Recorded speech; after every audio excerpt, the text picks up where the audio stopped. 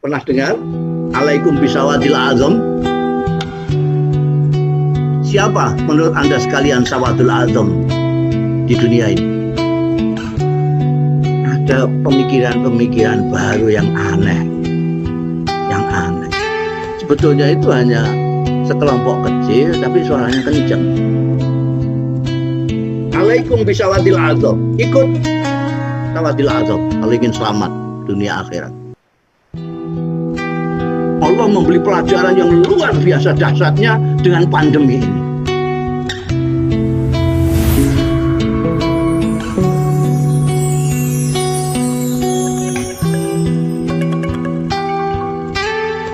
Assalamualaikum warahmatullahi wabarakatuh.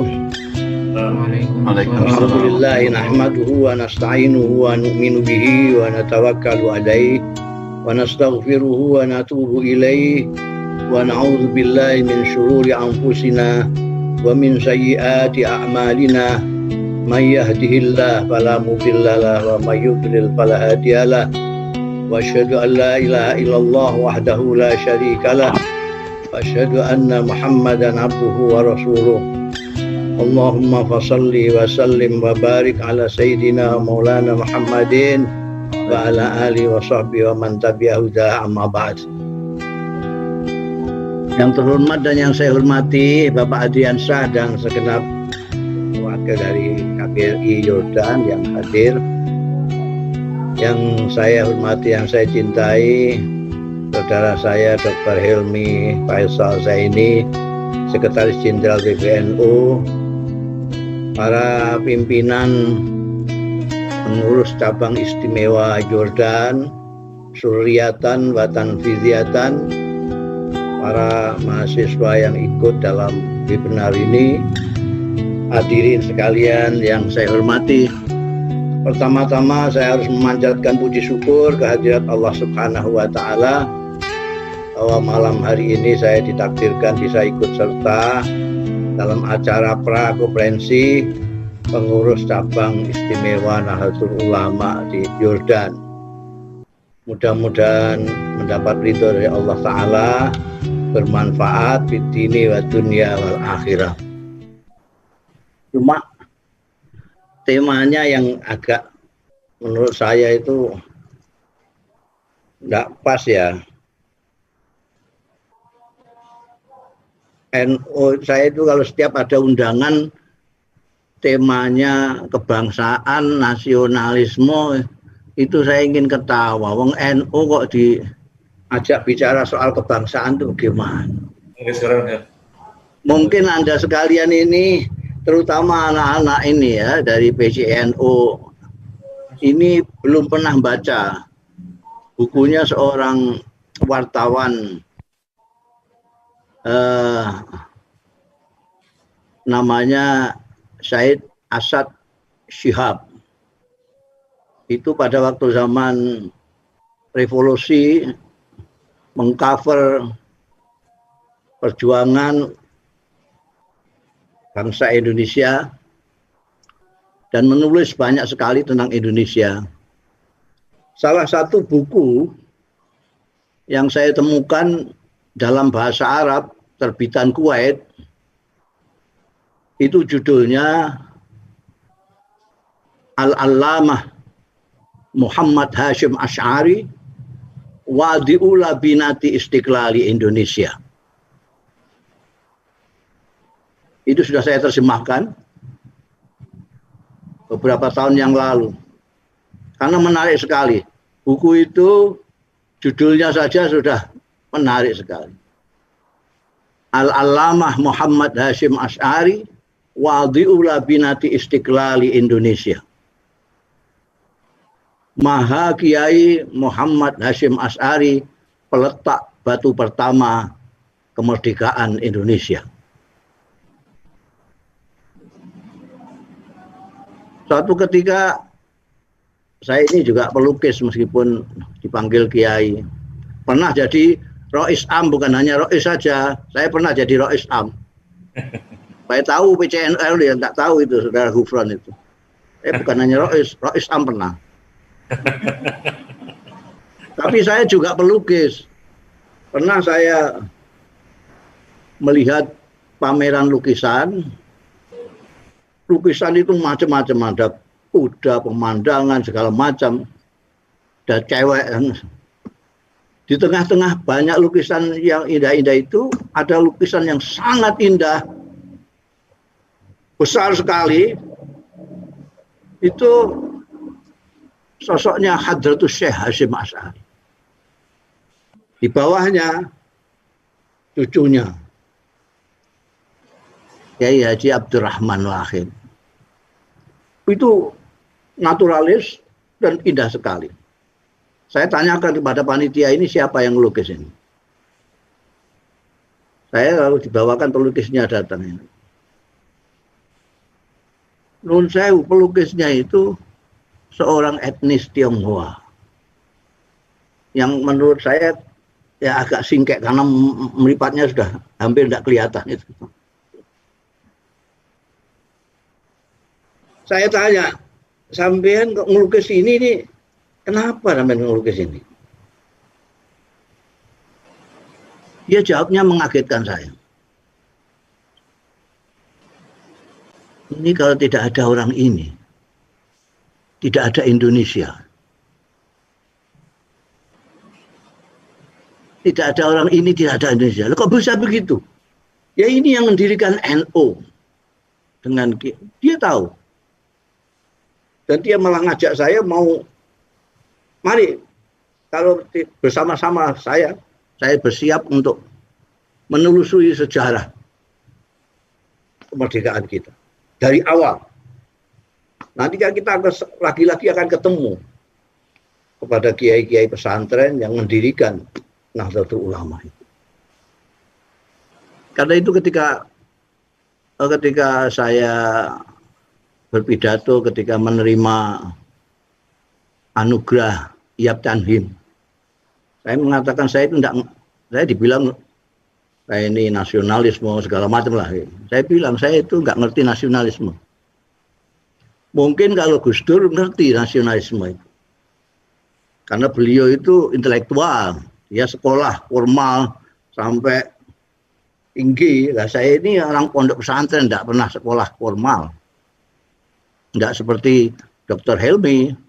Saya ini pesantren intelek kendilen betul. Tidak pernah makan sekolah. Jadi saya tidak tahu nasionalisme. Nasionalisme itu kan istilah barat itu. Saya cuma karena saya diberitahu kiai-kiai saya pesantren, di pesantren itu bahwa Indonesia ini adalah rumahmu. Jaga. Itu tak. Tampak. Jadi maka selama masih ada pesantren, selama masih ada NU, Indonesia insya Allah selamat. Karena ada orang yang dengan cerdas mengatakan bahwa Indonesia adalah rumahku. Saya selalu mengatakan orang NU itu adalah orang Indonesia yang beragama Islam. Bukan orang Islam yang kebetulan di Indonesia. Orang NU itu bukan turis. Orang NU itu orang Indonesia yang beragama Islam. Karena itu kalau Anda baca sejarahnya Hadratus Syekh Hasyim Asy'ari, Kiai Wahab Hasbullah, Kiai Bisi Samsuri, dan kiai-kiai pesantren, Mbah Maksum, banyak sekali mbah-mbah kita yang dulu sekolah di Mekah Al-Mukarramah, ngaji di sana, itu mereka punya kebiasaan untuk munajat di tempat mustajab itu, di antara pintu dan Hajar Aswad itu, multazam itu. Doa yang selalu mereka panjatkan yang utama adalah untuk Indonesia.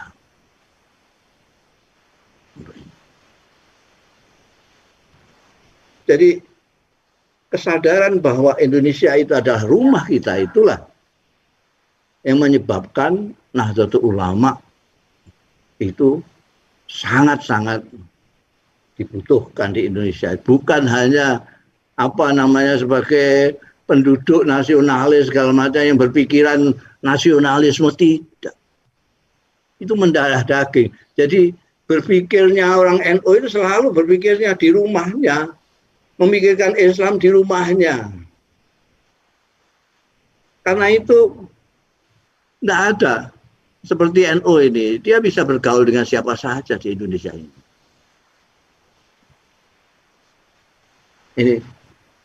Jadi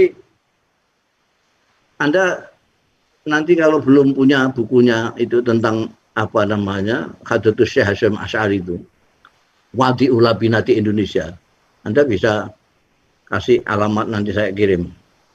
Itu sudah diterjemahkan, saya menerjemahkan, ada lagi seorang lagi yang setelah itu menerjemahkan, dan ada yang menerjemahkan dalam bahasa Jawa dalam tulisan pegon, dan itu isinya tentang Hadratus Syekh, betapa beliau itu berjuangnya itu sampai ada yang namanya apa itu yang fatwa jihad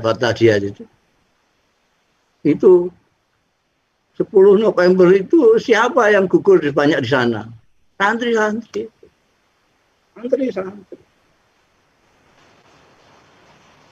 Itu Kiai Hasyim Asy'ari. Putranya Kiai Hasyim Asy'ari ada yang jadi tentara, ada beberapa lah. Tapi yang terkenal menjadi ketua NU segala macam itu Allah yarham Pak Kiai Yusuf Hasyim. Itu pada waktu 10 November itu ceritanya ketika ditinggal untuk berangkat berjuang itu, Mbah Hasyim, coba aku lihat pistolnya itu caranya nembakkan bagaimana caranya masang ini. Wah, bisa, saya sudah tinggal. Bisa pakai ini. Itu untuk rumahnya ini Indonesia. Jadi kalau ada orang NU tidak merasa bahwa Indonesia ini rumahnya, yaitu bahasa Jawanya lali weton. Kalau Jawa ini lali weton. Jadi dia perlu diingatkan. Maka saya di mana-mana saya selalu mengatakan kita itu perlu bersyukur. Salah satu krisis di kita itu adalah krisis syukur. Kita itu sangat-sangat sekali tidak bisa bersyukur. Karena memang bersyukur itu memerlukan kesadaran akan adanya anugerah. Orang yang tidak menyadari akan adanya anugerah, dia akan bersyukur. Lihat saja, orang yang naik haji itu, syukurannya sampai 2 kali. Mau berangkat syukuran, pulang haji syukuran. Tapi kita belum pernah dengar ada orang syukuran karena sholat. Padahal sama-sama rukun Islam. Kenapa? Karena orang tidak melihat anugerah di dalam sholat itu. Padahal itu anugerah yang luar biasa.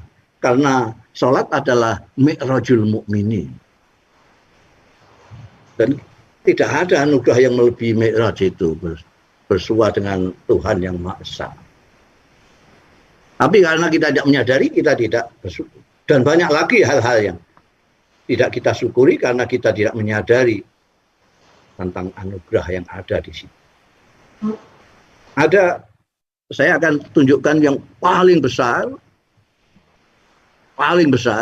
ini sudah saya sampaikan di mana-mana, yang mestinya harus disyukuri. Pertama, kita diciptakan Allah menjadi manusia. Kita tidak diciptakan menjadi batu, tidak diciptakan menjadi tanaman, tidak menjadi binatang, tidak menjadi jin, tapi menjadi manusia. Di mana di dalam Al-Quran disebutkan, walaqad karramna bani Adam. Dimuliakan oleh Allah Subhanahu wa Ta'ala. Diangkat oleh Allah Subhanahu wa Ta'ala menjadi khalifahnya di muka bumi. Maka seharusnya kita menjaga kemanusiaan kita.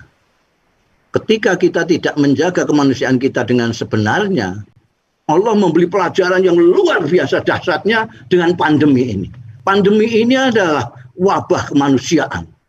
Tidak wabah etnis, bukan wabah negara, bukan wabah agama, wabah manusia. Semua yang namanya manusia kena semua. Kita kalau cerdas, ini kita sedang ditempeleng oleh Allah Subhanahu wa Ta'ala untuk diingatkan supaya bersyukur menjadi manusia, kembali. Oke, itu nanti kita bicarakan lain kali. Yang kedua, kita bersyukur bahwa kita itu dipilih oleh Allah menjadi umatnya Nabi Muhammad Sallallahu Alaihi Wasallam. Jangan kira kita menjadi Islam ini karena fasihnya mubalek. Tidak. Hidayah untuk menjadi umatnya Nabi Muhammad itu hak prerogatifnya Allah Subhanahu wa Ta'ala. Kalau tidak demikian, maka orang yang dicintai oleh Kanjeng Nabi Muhammad Sallallahu Alaihi Wasallam pasti menjadi umatnya, tapi tidak. Abu Lahab, orang tidak ada yang sedekat Abu Lahab, tidak ada yang lebih dekat dengan Kanjeng Nabi melebihi Abu Lahab. Abu Lahab itu rumahnya tetangganya Rasulullah. Beliau paman persisnya Rasulullah karena dia kakaknya Sayyidina Abdullah, ayahnya Rasulullah. Tidak hanya itu, Abu Lahab ini berbesanan dengan Kanjeng Nabi, anak dua. Dia punya anak laki-laki dua, Utbah dan Utaibah, dikawinkan putrinya Kanjeng Nabi dua, Sayyidatina Ruqayyah dan Ummi Kulsum. Tapi ketika diajak oleh Rasulullah untuk menyembah Allah saja, bukan hanya tidak mau, tapi mencaci maki Rasulullah. Tabban laka ya Muhammad, alihadza jama'tana. Maka Allah membalas dengan tabbat yada Abi Lahab. Siapa yang bisa menerangkan ini? Kita orang yang tidak menangi Kanjeng Nabi, konon tidak menangi sahabat kita itu, bangsa yang tidak menangi Kanjeng Nabi, tidak menangi sahabat, seperti kebanyakan bangsa-bangsa lain yang beragama Islam. Tapi kita ikut Kanjeng Nabi. Sementara Abu Lahab tidak. Itu anaknya dua itu, begitu turun ayat tabat yada Abi Lahab, anaknya dua dipanggil Utbah dan Utaibah. Ceraikan istri-istri kalian. Maka Sayyidatina Ruqayyah dan Sayyidatina Ummi Kulsum diceraikan. Yang kelak kemudian akan menjadi istri dari Sayyidina Utsman bin Affan. Jadi ini luar biasa. Ini anugerah yang luar biasa. Kita dipilih Allah sendiri untuk menjadi umatnya Nabi Muhammad.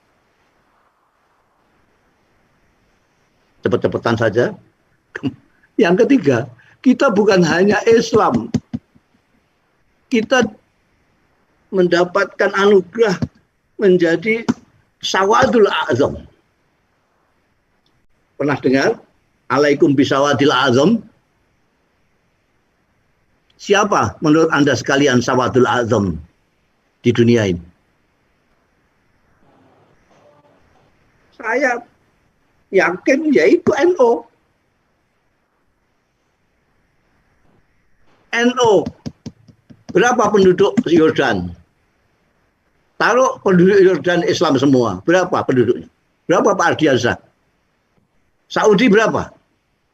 Saudi 25 juta. 25 juta. Menurut survei yang terakhir, NU itu 80 juta. Ya berapa kali lipat penduduk Australia? Berapa kali lipat Jordania? Berapa kali lipat Mesir? Sawadul Azam.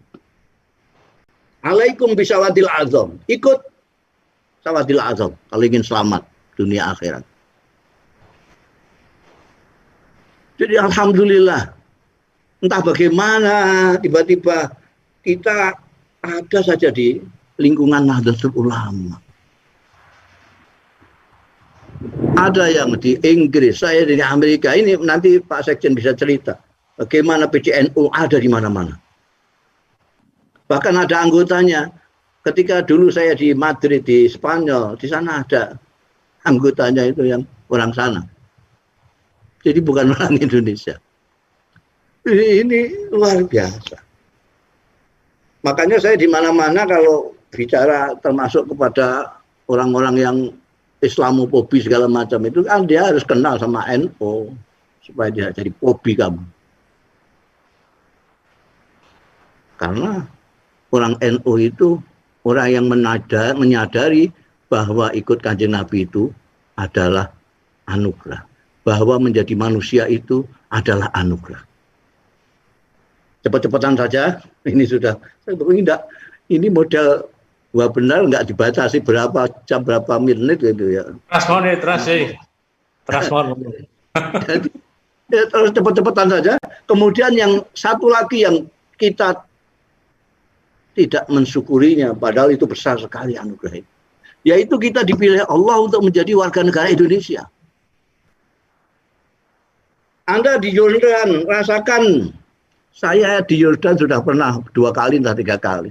Saya pernah sekeluarga juga pernah ke Yordan. Belum ada PCNO ini. Saya di Saudi sudah pernah berbulan-bulan. Di Mesir 5 tahun. Di Irak 10 hari. Semua. Di Eropa 1 bulan. Keliling di Eropa saya. Sudah. Jepang sudah. Taiwan, Korea, Hong Kong, sudah semua. Setiap kali saya di negeri-negeri itu, saya selalu teringat Indonesia. Kenapa? Karena tidak nyaman. Tidak senyaman Indonesia.